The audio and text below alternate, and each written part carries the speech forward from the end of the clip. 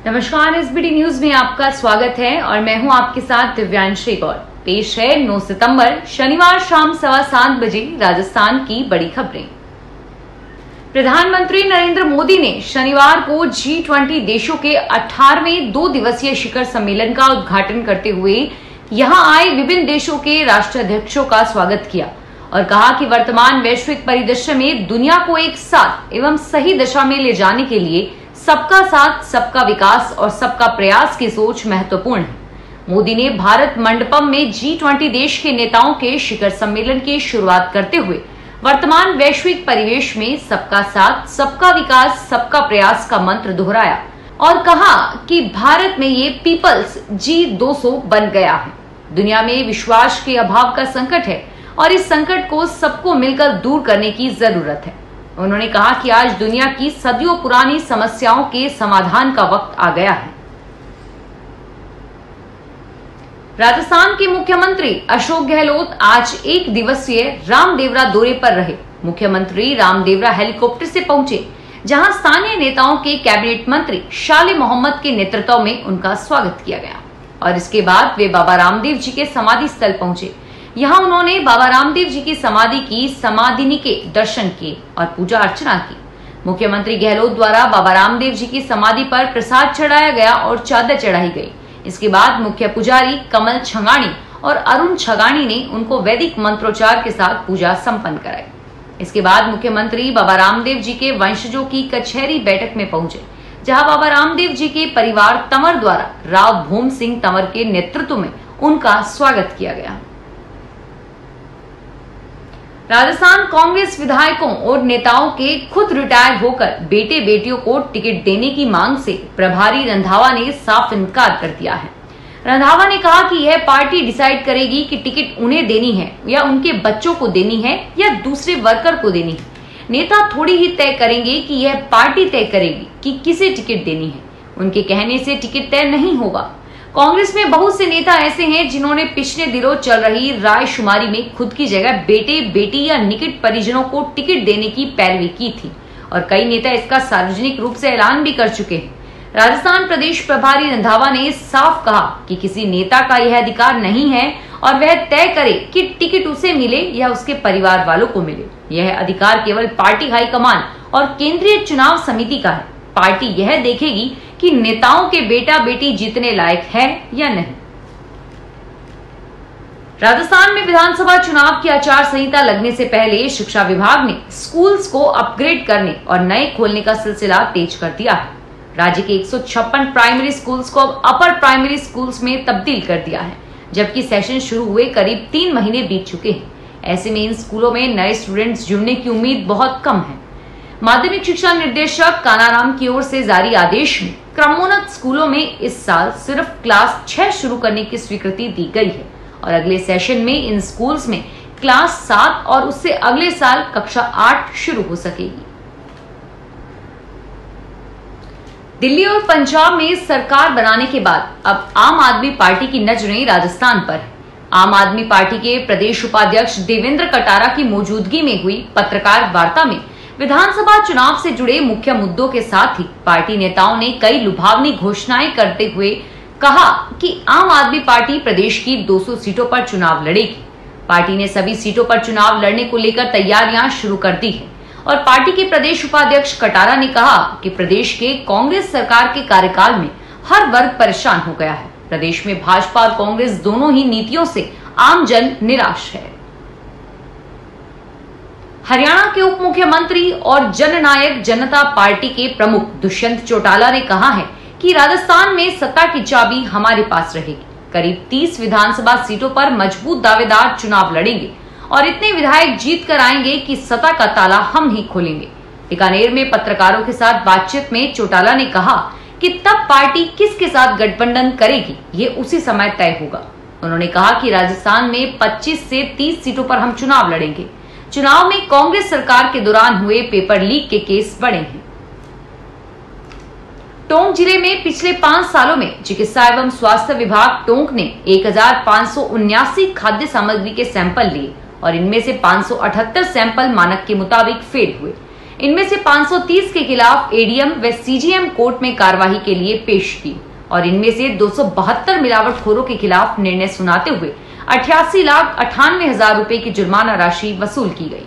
खाद्य सुरक्षा अधिकारी सत्यनारायण ने बताया कि वर्ष 2019 में जीरा, घी, नमकीन, तेल, मिठाई, मिर्ची, धनिया, चाय, सुपारी, पान मसाला, कोल्ड ड्रिंक्स, टोस्ट, विभिन्न प्रकार के पैक्ड व खुले खाद्य पदार्थ के 322 सैंपल लिए गए, जिनमें से जांच के दौरान 111 सैंपल फेल हो गए। राजस्थान में लाल डायरी को लेकर सरकार के खिलाफ मोर्चा खोलने वाले बर्खास्त मंत्री और कांग्रेस विधायक राजेंद्र गुड़ा ने शनिवार को शिंदे गुट वाली शिवसेना का दामन थाम लिया। उन्होंने महाराष्ट्र सीएम एकनाथ शिंदे की उपस्थिति में अपने पैतृक गांव गुड़ा में पार्टी ज्वाइन की और उन्हें समन्वयक की जिम्मेदारी दी गई है। बाड़मेर पंचायत समिति में फ्री मोबाइल वितरण कैंप में कंप्यूटर कार्मिक के साथ मारपीट का मामला सामने आया है। एक युवक ने जल्द मोबाइल देने की बात को लेकर कंप्यूटर कर्मचारी को थप्पड़ जड़ दिया। आरोपी को पुलिस ने हिरासत में ले लिया है और वहीं कंप्यूटर कर्मचारियों ने मारपीट के विरोध में काम बंद कर दिया है। पुलिस का कहना है कि अभी तक कोई रिपोर्ट नहीं मिली है। रिपोर्ट मिलने पर आगे की कार्रवाई की जाएगी। और वहीं कैंप के इंचार्ज का कहना है कि कंप्यूटर कर्मचारियों के विरोध के चलते मोबाइल वितरण रोक दिया गया है। जानकारी के अनुसार शनिवार को बाड़मेर पंचायत समिति परिसर में मिठड़ा ग्राम पंचायत का मोबाइल वितरण कैंप चल रहा है और मोबाइल लाभार्थी मोहन कंवर के साथ उनका बेटा जालम सिंह आया हुआ था। राजस्थान में होने वाले विधानसभा चुनाव कुछ समय के लिए युवाओं की उम्मीदों पर ब्रेक लगा सकते हैं। राज्य व केंद्र सरकार की ओर से विभिन्न विभागों में निकाली गई रिक्तियों में अलवर जिले के हजारों युवाओं ने आवेदन किया है। बड़ी संख्या में युवा कोचिंग एवं अन्य माध्यमों से इन परीक्षाओं की तैयारी भी कर रहे हैं, लेकिन विधानसभा चुनावों की घोषणा से अगले कुछ महीने परीक्षाएं आगे खिसक सकती है। अलवर जिले में सरकारी नौकरी की तैयारी करने वाली कोचिंग संस्थाओं की संख्या लगभग 18 से 20 है और इनमें तैयारी करने के लिए हजारों की संख्या में छात्र छात्राएं आते हैं। आज शाम अमेरिकी राष्ट्रपति जो बाइडेन, ब्रिटेन के पीएम ऋषि सुनक समेत 170 मेहमान राष्ट्रपति द्रौपदी मुर्मू की डिनर पार्टी में शामिल होने वाले हैं। भारत मंडपम में होने वाली डिनर पार्टी में विदेशी मेहमान क्या खाएंगे, डाइनिंग टेबल और कमरा कैसे सजाया जाए, इस तरह की डिनर पार्टियों को लेकर क्या प्रोटोकॉल होते हैं और इस पर मंथन जारी है।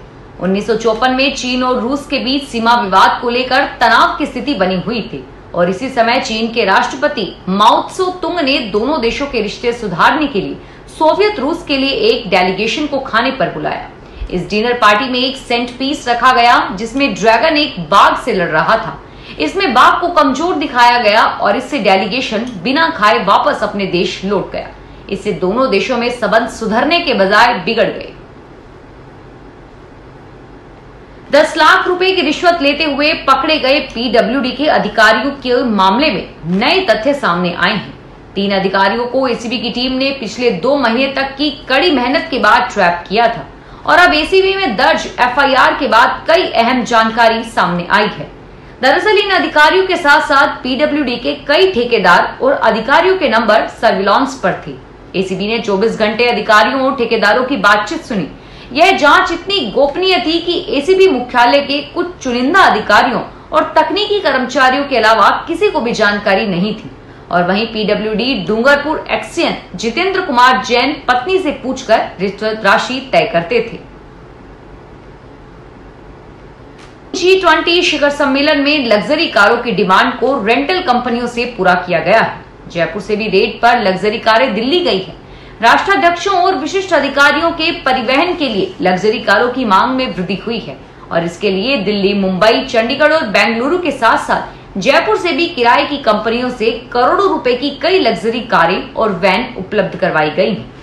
वहीं लग्जरी वाहनों की कमी के कारण कुछ कैंप रेंटल कंपनियों ने इन वाहनों को नेपाल से भी आयात किया है। G20 शिखर सम्मेलन के लिए लग्जरी कार रेंटल कंपनियों से खरीदे गए वाहनों में फुल साइज लग्जरी सेडान की मांग सबसे ज्यादा है।